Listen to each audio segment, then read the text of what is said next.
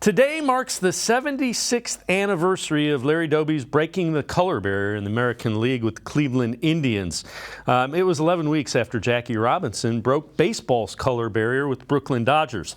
Doby had to change positions from his normal second base to center field with the Indians, and the transition to the majors was a rough one for Larry and the Indians. Here is Doby's story about the early days with the Indians, as told by the words of Indians manager at the time, Lou Boudreau, Indians beat reporters, and Larry Doby himself. Larry Doby is now a Cleveland Indian. I brought him into the office and talked with him and told him what to expect, not only from the ball players, from opposition, but from the fans, because this was a great move by Veeck.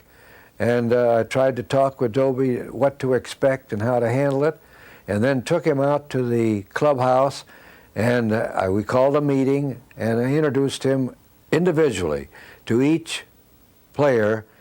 There was 3 or 4 ball players that didn't like the idea of having a black player on the club, and they showed their feelings. It was a situation where kind of unpleasant, uncomfortable. You know, you got the players lined up at the locker, and he'll say, you know, this is John Jones, and you put your hand out and you get a shake, and then it's Lou Jones, put your hand out, you don't get a shake. And that happens about 3 or 4 times, you know. But that was a little strange. It was a little strange. I couldn't understand it.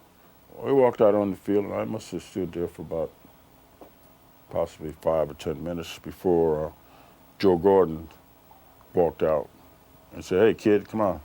So we warmed up, and I warmed up for him the rest of the year.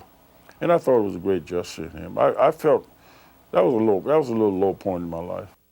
Few players of the white Southern players resented him, but his champion was a guy named Joe Gordon, who was a second baseman, an older player and a leader of the team, and Joe helped him out a lot. As the game starts, Doby takes a seat at the far end of the bench. It's the tradition if you're a rookie. By the top of the 7th inning, the Indians trailed the Sox 5-1. With 2 men on, Boudreau sends Doby into the game. So Doby went to bat against a pitcher named Earl Harrist. So here you had a man from a Jim Crow segregationist state pitching to the first black man in the American League on July 5, 1947. Doby struck out in his first at-bat in a Major League uniform, but the significance of it was not the strikeout. People want to say, well, you were nervous, you had butterfly. There ain't no butterfly. I struck out. I struck out before in high school. I struck out in college. I struck out in the Negro League. So what's the difference?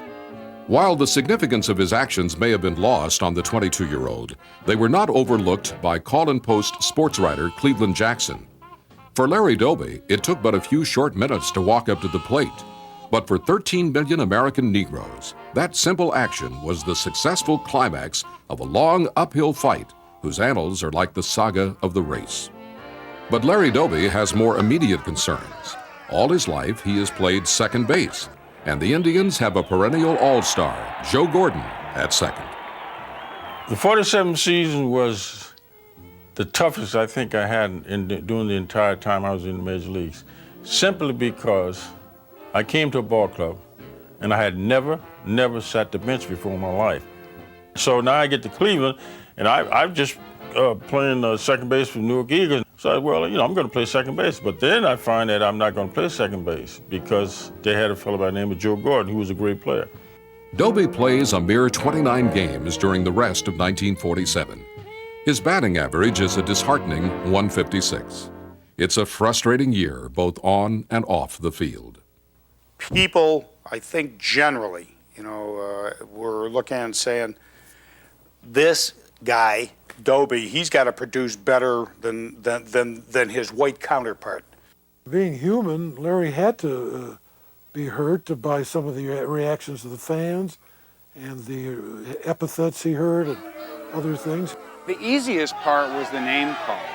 The subtle nuances and the things such as having half of your teammates not talk to you, not speak to you, not want a room with you on the road, not eat with you afterwards. It dawned on me that, you know, there's certain things you're going to have to endure and all the adversities and the struggles hey, you gotta take it. You gotta go through it. That was a little hard for me. And Larry Doby rebounded in 1948 and helped win the World Series for the Indians, hit a famous home run. Interestingly enough, Doby, a 7-time All-Star during his career, and the 2 years that he played that the Indians made it to the World Series, 48 when they won it, 54 when they had the best record in baseball and got swept, he received Most Valuable Player Award votes. Larry Doby, number retired for the Cleveland Indians, and it is Larry Doby Day. Made his debut 76 years ago today.